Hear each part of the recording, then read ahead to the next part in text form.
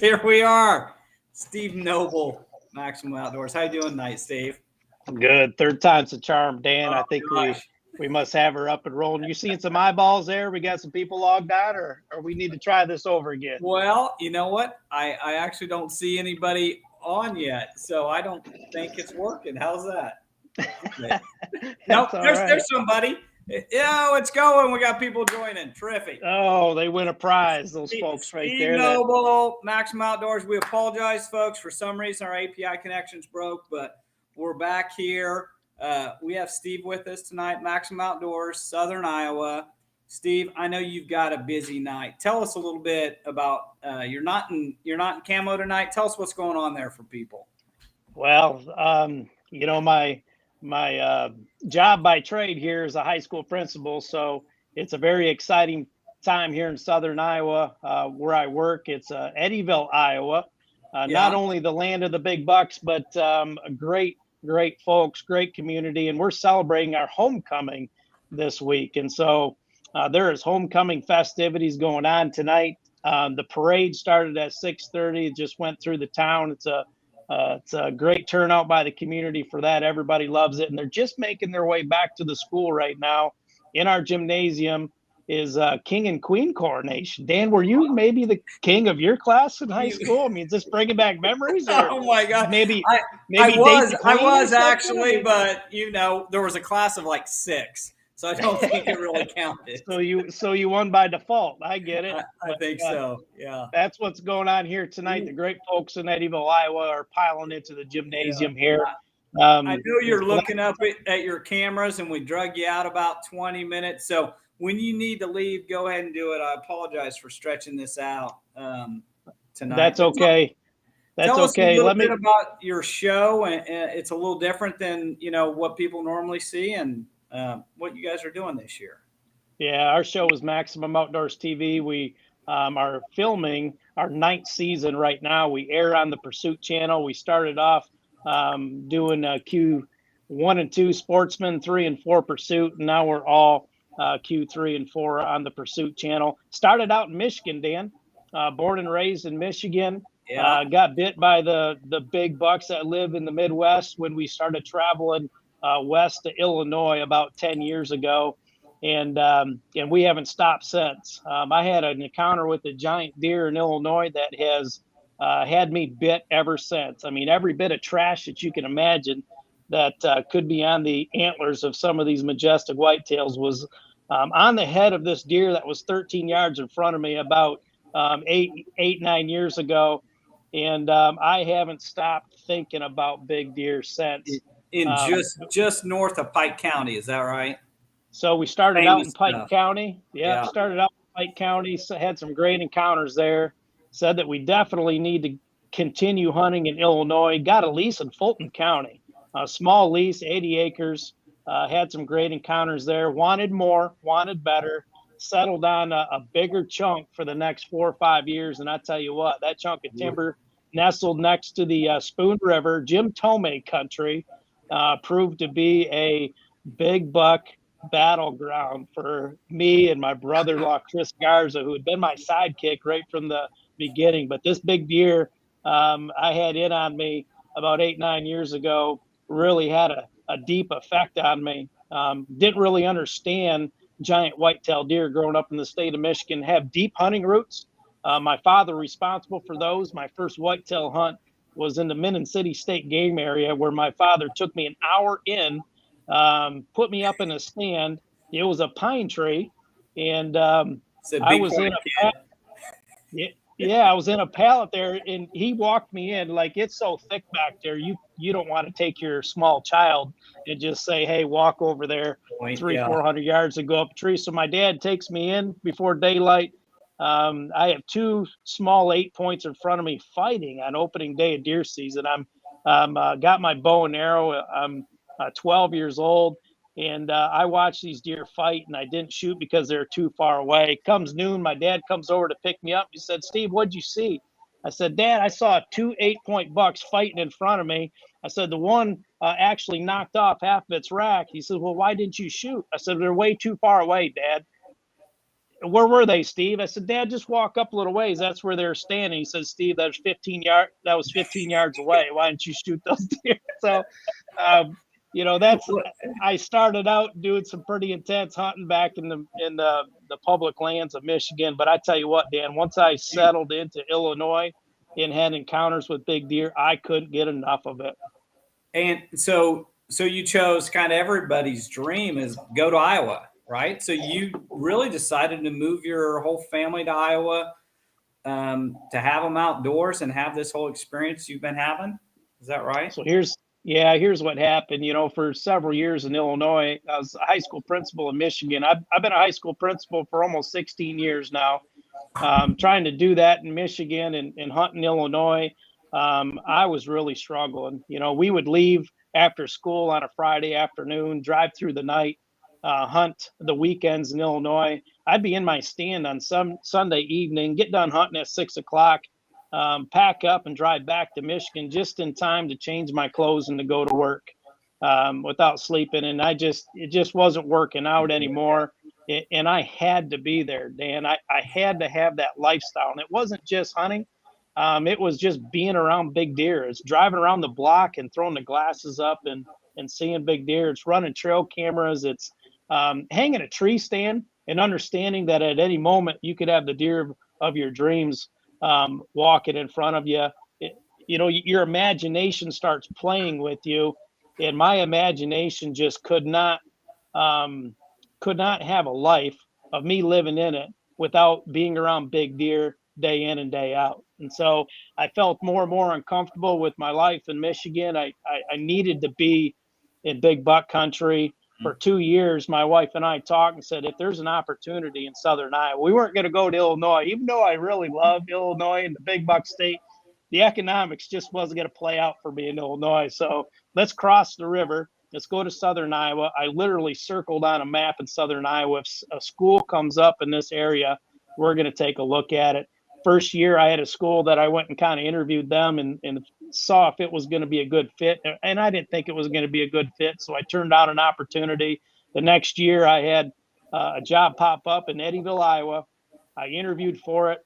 They ran me through the ringer for about 8 hours that day. I remember my wife, Melissa, and my son, Caleb, and daughter, Bella, were waiting in the vehicle. It was about 7:30 at night. I walk out of the boardroom after being interviewed for a long time. And I said, you guys better decide what you want to do because they're going to offer me a job.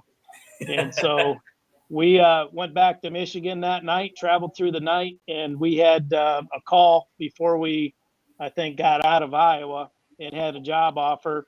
And, it was a big decision for us to pick our family up and to move to Iowa and to basically live the lifestyle that we want. So my son was in 8th grade at the time. So this is 2016. My son was in 8th grade. My daughter was in 6th grade. I remember the day, Dan, where I left the house in Michigan to go to work.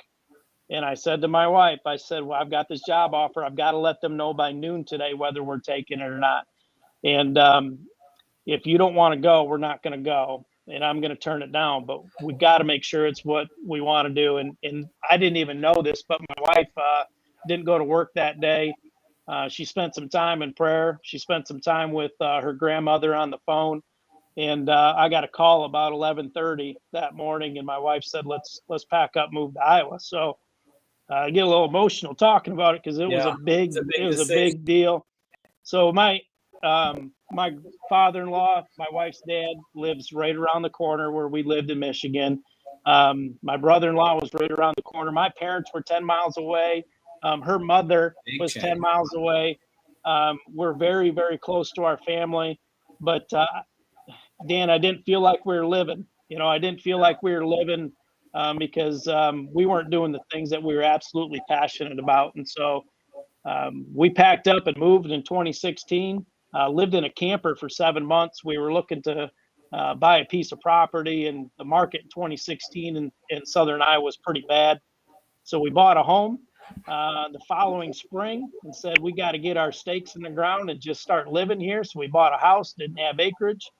And here just last Well, I guess it had been a year ago. This past Memorial Day, we said, okay, we're sick of leasing property, getting permission, hunting public ground, and having to turn properties over almost every year. People find that you're having some success, and then they want the property Right. the next year. You know, permissions don't become permissions for very long. Leases don't become leases for very long when you're being successful. We got to go and we got to find our farm that we originally set out to purchase here in Southern Iowa. So we put our house on the market. It took a long time to sell it. We actually sold it about 3 weeks before Christmas last year, moved out on December 17th into a rental home. We've been in a rental home ever since, waiting to buy our farm. We got cash in the bank and felt like we're in a great shape. And then all of a sudden, after an inauguration took place in January, it went to hell in a handbasket. And so we've been struggling ever since to find what we wanted. What was $2,800 an acre when we sold our house is now those $4,000 an acre farms, or even more. And the inventory is super low. So that's been a struggle of ours, and we're going to get through that one too. And we decided that we needed to change our route a little bit, and we just purchased a home. We haven't even closed on it. We'll close on November 10th. It's a house and 40 acres. It wasn't a couple 100-acre farm like we were wanting, but we figured we better get ourselves into a house. I was sick of rubbing shoulders with everybody in the kitchen because we're in a very small house. And we've got 40 acres. It butts up to a big piece of timber. We're going to put some food on there, kill a big deer every year. And then we're going to start just keeping our eyes open for these smaller pieces, these 20, 40, 60, 80 acre pieces that may pop up and pull the trigger on something when it comes along. So that's kind of my real quick version, Dan. Yeah, well, you know, your show is completely wrapped around your family. I mean, a lot of the other shows, they've got other people are out there hunting. I know you've got a couple guys, but really it's your show. And to hear the story that you want to do the right thing for your family and show them a better way of life, a different way of life, you know, and then wrap them into the show. I think you were telling me earlier your wife had killed a really big buck. I don't know if you have that picture and story you want to tell, but I just think it says so much about the success that you've had and why, you know, all those struggles are worth it. And there have been so many, I don't know if you've seen the comments here, but there have been so many people that are saying farm goals, God is good, God will provide, you know, it's the really, you know, it's inspiring because you've done what people want to do, you know? Well, it's, you know, I really, truly, I mean, I want my kids to know that the world is not as big as the county that you grew up in. The world is as big as you want to make it. And if there's something that you want, I want you to be able to chase your dreams and to go get it. And I hope that what my kids are seeing out of their parents, you know, feeling like they can take some risks and, you know, have those risks pay out to go live the life that's going to make you happy. And, you know, there isn't anybody, Dan, and I'd love, you know, maybe down the road we could get all my family on here for a show. But, you know, I just really believe if you ask anybody in my family, they wouldn't trade a second of the sacrifices that we've made to be where we're at today, enjoying the hunting lifestyle together as a family, chasing big deer. You know, we spend a lot of time in the woods together, and our kids are growing up, man. My son just graduated last year. My daughter's a junior, and the last 5 years being in Southern Iowa, spending a lot of time together has been irreplaceable, and I wouldn't have changed it for the world. And this picture that you're seeing right here is my wife, Melissa. I'm going to share it right now so people can see, because this is incredible. What a great picture. So this is my wife, Melissa. She's this is her first big buck bow kill, and it was a tremendous hunt. Dan, it was early season. We shot this deer, I think, on October 3rd, if my memory serves me correctly. The cameras were popping off. We knew the deer was there. My wife and I both got out of work early, jumped in the stand, and it's a great hunt that was shown on Maximum Outdoors TV. And when my wife shot this deer. I about came unglued, Dan. She had a very tough season the year before. Had multiple opportunities on big deer, and they just didn't pan out.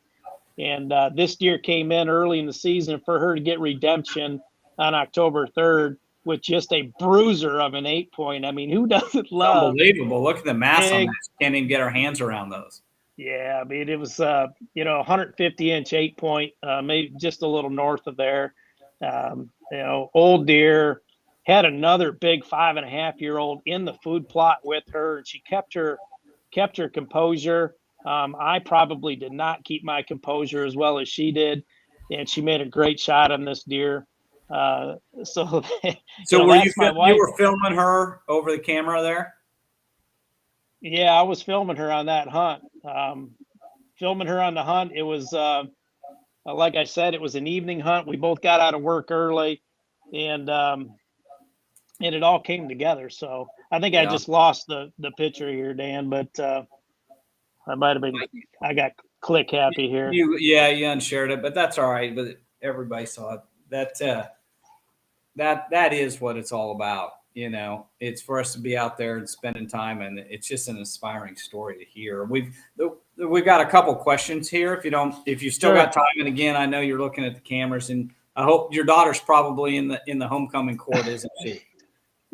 No, she's not in the homecoming court. My son was last year, so no, we're good on that front. Right. So we've got Chris Johnson asks, what size of property do you usually end up being successful on there? So do you feel like you've got to be over 20 acres, 10? I know it all depends on the layout, but no, I honestly think that as hunters, you got to capitalize on whatever opportunities you have to have access to ground.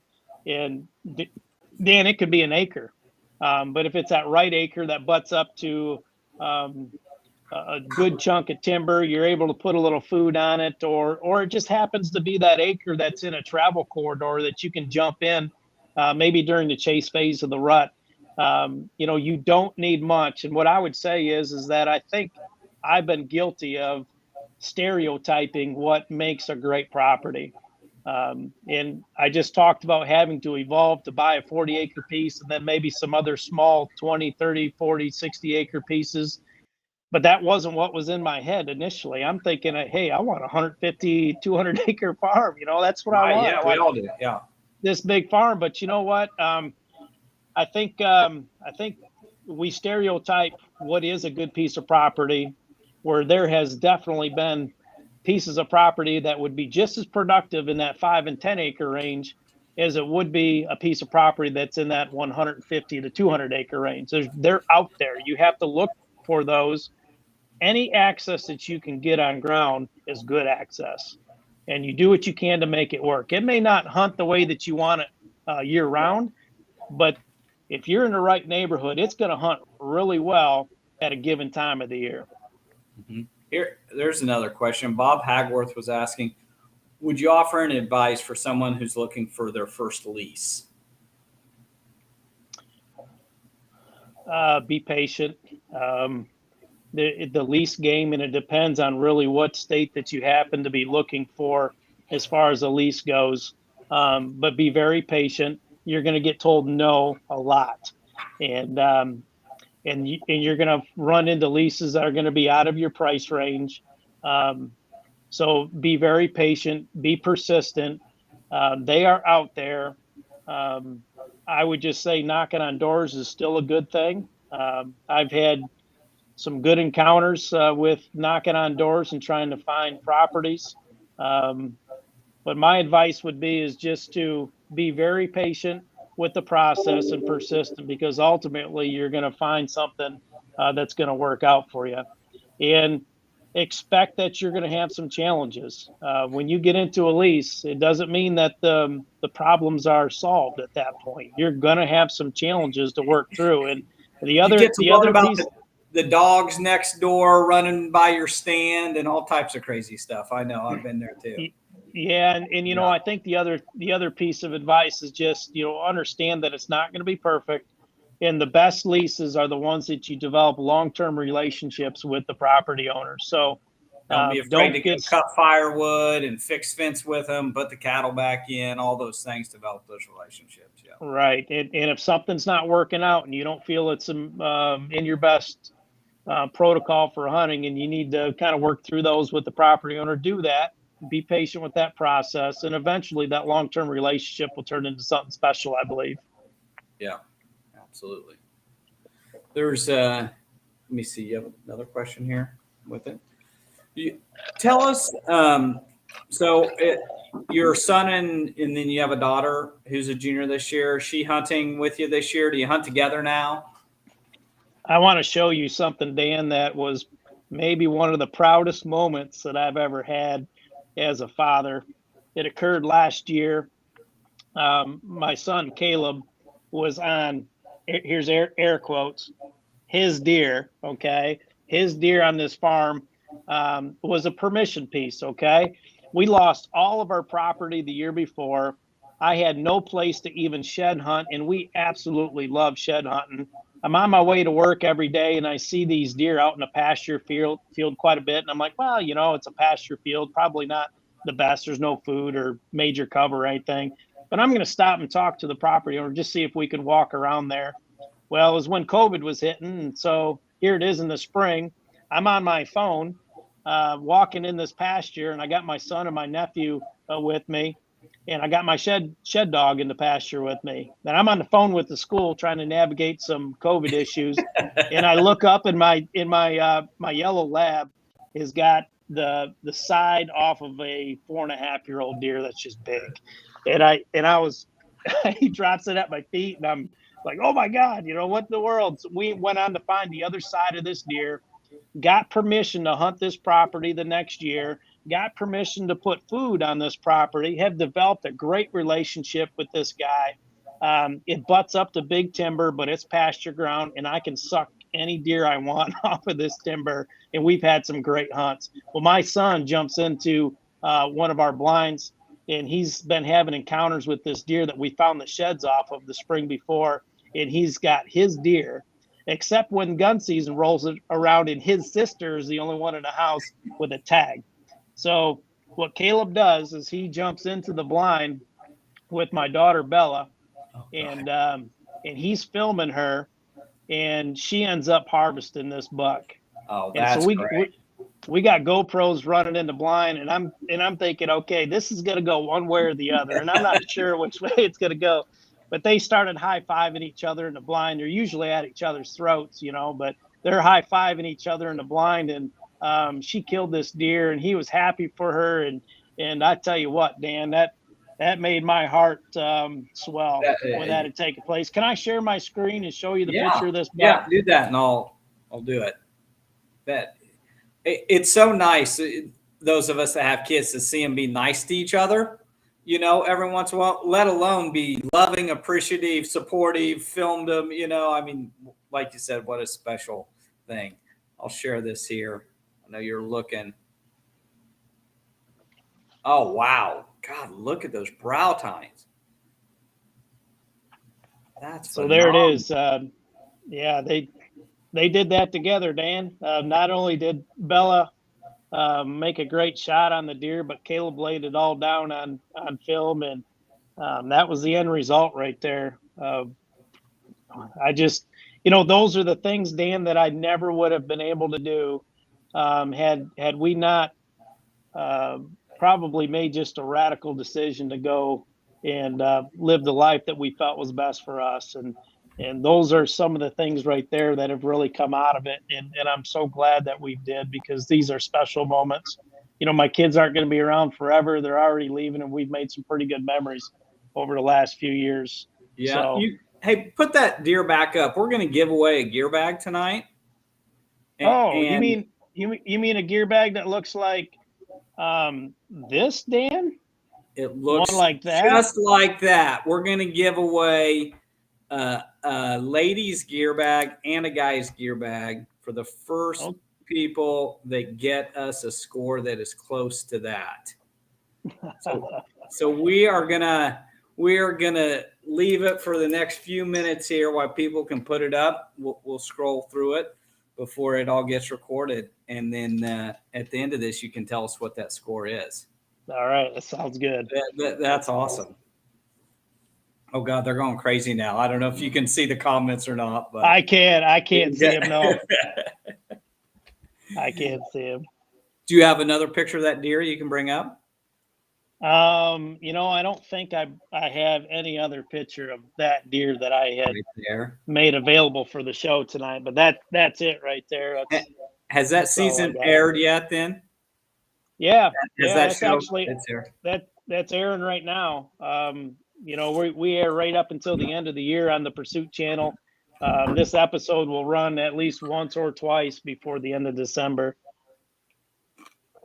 That's awesome. So we've got an 8-pointer here, and I'm seeing 161, 172, 180. That seems big for an 8, but 173 and 3/8, 180 and 5/8, 163.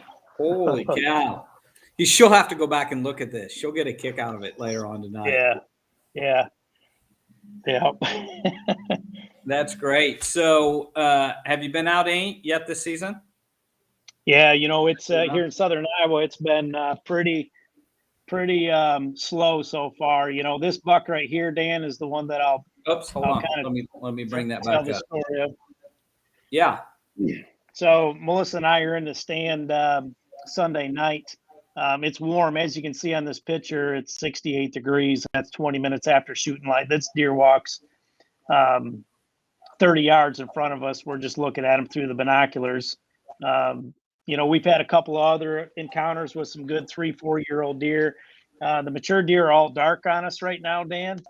And so we because of the temperatures have kind of backed off a little bit. We're just picking away. The big bucks really aren't on their feet quite yet and moving during the daylight hours. This is the guy that we're really after right now. Hold on, let me share that back up. And now I've got a question about heat. I'd like to hear some. Yeah, that's awesome. Wow, what a great deer. Look at those tines. Unbelievable.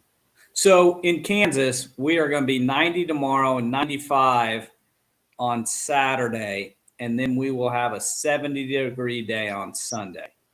So DeerCast and the rest of them, say it's not going to be good. You are going to have a 20, 25-degree drop there. I mean, give me your thoughts on that. I would get pretty excited if I'm going from 90 to 70. It would put me in the stand for sure, but I don't think I would get super aggressive yet. Yeah. I do think that there's a little bit of stabilization that needs to occur within the weather for deer to get on their feet on a regular basis. And so, you get that first north wind after a lot of south, that can be magical. But, I really believe that those changes in the weather, I'd like to see it stabilized a little bit before we get too aggressive on anything. 20-degree change in temperature, definitely going to be out in the blind, going to be picking away still at the edges, not getting too aggressive. But I think that the best would be yet to come when that weather system starts to stabilize. Yeah, I was hoping maybe we can get a little rain or something there. If you could get out there and get a little rain, let it cool down. And like you said, I've got them coming to our feeders now, but well, you can't be in there in the morning. You bump stuff all over the place. I'm anxious. I'm so anxious to be out there right now, but I'm trying not to mess it up all at the same time. Yeah, I think that's wise, Dan. I think you're going to do more harm than good. I know the old adage, you can't kill them from the kitchen or the couch, but you can't kill them with stupidity either. You got to be tactical. I mean, we're talking about these wily old whitetail deer. I think you got to be pretty deliberate about how you approach them. There's still a lot of season left, and Dan, this. It's a marathon, not a sprint. As much as we've been waiting for hunting season to get here, and we'd like to get out there, I think we need to understand that this hunting season thing is a marathon, not a sprint. Yeah, and so I'm going to share this deer because tell me about him. This deer is on the farm that Bella had shot her buck last year. This deer was a deer that Caleb and I had close encounter with last year during the rut, chase phase of the rut. Was on his feet, very active. Didn't know if the deer made it through. This is one of the few pictures that I've got of the deer this year. So he did make it through, and that makes me extremely happy. But he's just not consistent right now. So that's what I'm talking about. We got to be careful with being too intrusive, because bucks like this, they're up and on their feet and moving, but they're not moving when we want to kill them. Are you running mock scrapes yet? This is actually over a mock scrape. Yes, it is. This is in late August. Yeah. Yeah, but this is active. I could show you a picture from last night. I've got a couple bucks off of this particular mock scrape last night. I'm gonna see if I can pull a. Okay, so here's the same scrape. A couple big bucks that are sparring on it. That's great. I don't know if I dropped a picture in here of our scrape tree. I don't think I do, Dan, but it's not that these bucks aren't active. It's just that they're not active in the times that we want them to be active. And so it's just not there yet. I mean, the worst thing in the world is to go in there. You're going in clean to your setup, but on your way out, you're bumping these deer as soon as they're getting on their feet. And so, yeah, I think it's best just to be patient with that. Well, I think I'm 4 points into Iowa and praying I get my draw next year. So, hey, Dan, tell me you don't like this picture right here. Oh, hold on a second. Let me pull it up. Oh, that says it all, doesn't it? So this young man, he's killed a buck during the youth season here in Iowa. His father's Adam Barr, who killed a 200-incher here on film, airing right now on the Pursuit Channel on Maximum Outdoors TV. He killed a nice buck last year, filmed that. He killed a nice buck just about a week and a half ago during the youth season here in Iowa. But there he is, Scent Crusher hat. Yeah. Hurry up, guys. Get your pictures out of the way because I want to go deer hunting. Send me his parents' phone number and his name. I'll call him. And to hear the excitement in their voice and through it. So yeah, I will. And then here's the brother. Yeah. Yep. And his brother shot a 5-point before the week before that other young man had shot his buck. So he drew first blood. This little gaffer, his name is Dason. He drew first blood this year. He was really fascinated with the camera, Dan. So I couldn't keep him away from the camera setup. But he slowed down just enough where I could snap a picture of him, and they sure love them Scent Crusher hats. You said. Well, that's what great pictures. You guys always do a great job with photography and sending mock. Wow. And here's his daddy. This is those boys' daddy. And that's the 200-incher he shot. That's the one right there. Yeah. Late season, overfood. A lot of history with this deer. Stuck him in the shoulder the year before during bow season. Didn't recover the deer. So those are all great stories. Well, we're 30 minutes in here, and I know you've got some homecoming festivities. Hey, can I show you one more? I got to show you one more. If you've got the time, absolutely. I was just trying to be. Yep, I got about 5 minutes, and then I'm going to have to go. But, Dan, we just walked our new 40-acre piece last Sunday, and my wife and I are going through. This place is so thick you can hardly stand up and walk through it, but we found a shed. And as you can see, it's not anything too super special for a shed, but I'm going to tell you right now, finding a shed on property that you're actually going to own was a little bit of a different feeling. And so you can see the smile on my wife's face right there. She loves it. It's our shed on our first pseudo farm that we bought. She got the shed, and I got about 500 chigger bites. So she got the better end of that deal. That's awesome. Well, we've got people that have posted a score up here. You want to put that picture back up again of your daughter and tell us what the score is? I will. I think I haven't seen what everybody's guessing. Okay, so I don't know what everybody's guessing, but I think we may be. Well, hold on here. I gotta figure this out. Guys. I lost my pictures here. Did you? Well, I'm going to go back to two of us while you're going through that.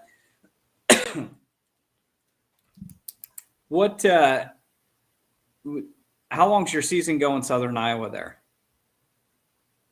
We're going to go the second week in January. And I had a question here from Robin Egbert while you're looking for that. When do you start your light rattling sequences? I'm very selective on my rattling. When I do rattle, I don't get too aggressive. I really have a sequence that I go through when I'm going to call deer. I start very non-intrusive with like a doe estrus call and try to get a read on the animal through a doe estrus call, because I feel like I'm not really challenging the animal. I'm not putting it on alert, but I'm getting an idea of where your personality is. Are you in the game, or are you out of the game? And if you're in the game, you're going to tell me, because your body language is going to change a little bit. Your ears are going to perk up a little bit, and ears are going to start posturing a little bit. And so I'm going to first of all try to draw that deer with my estrus call. And it's just like a GPS where you triangulate your position. I don't want to do it any more than 3 times, because that third time, pretty much that deer knows where I'm at, knows the base of the tree that I happen to be. So I'm going to troll one estrus. I'm going to troll another one to get them knowing where my direction happens to be. If they're interested but still won't come, then I'm going to pull the antlers out and I'm going to get really light with it. I would not hesitate doing this that third week of October. I know some guys will do it right from the beginning of the season, but I might be a little bit chicken when it comes to rattling. I just have had a lot of bad experience. I don't want to educate my deer too early in the season, but if I got them interested with the estrus call, I'm going to take my antlers and I'm going to turn my back to this deer and I'm going to tickle them just a little bit to see if I can pull them. And you're going to know whether they're interested or not. I think it's fair to understand that deer have personalities just like humans do. Some of them are pretty dominant and they're going to challenge somebody to a fight, and other ones don't want any part of it. And so part of calling to a whitetail deer, I think, is trying to figure out the personality of this deer. And so I would not be opposed, especially around scrapes, that third week of October, starting to do some really light rattling around some primary scrape areas. But be very careful when you're doing it. I start very subtle with estrus calls, light with the rattling. I don't like trolling my rattling too much until we just get stupid crazy in the rut and I can crack them together. And you can pull. So you won't run that estrus call unless you can see a deer? I will run an estrus call without seeing a deer. I would prefer to see a deer before I do any sort of calling, but I will run an estrus call. I will troll that. I usually do not like to troll antlers. I like to be able to have a visual on a deer when I'm using my antlers. There is a certain sweet spot of the rut where you can crack antlers together without seeing a deer and expect to have some success with that.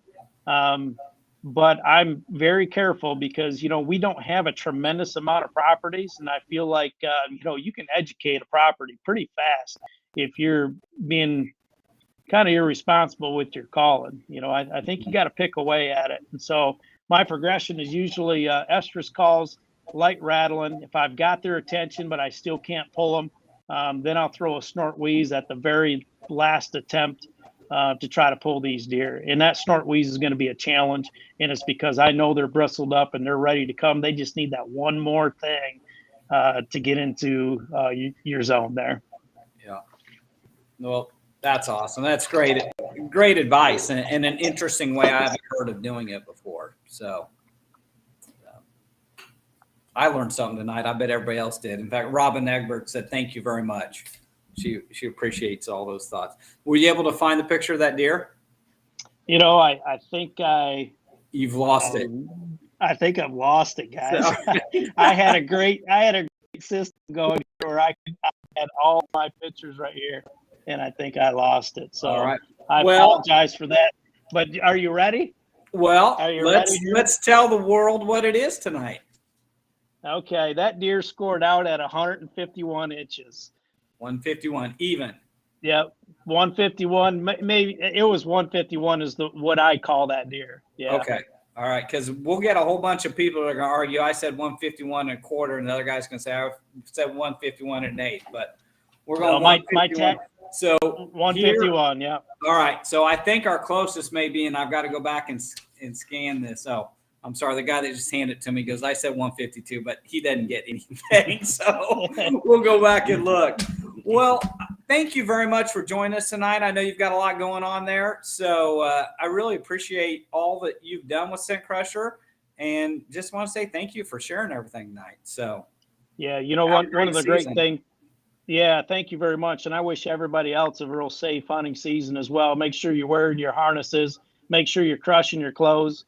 And I tell you what, one of the best things about working with folks like Scent Crusher, Dan Drake, and Chase Rolfson there at Rubline Marketing is the positive relationships that you develop with people. And I've certainly appreciated our relationship that we have. And I wish you guys all the best. Awesome. Well, have a great time in Iowa. Thank you so much. And tell your family we said hi. Will do. See you guys. Have a good night. Take care. Bye.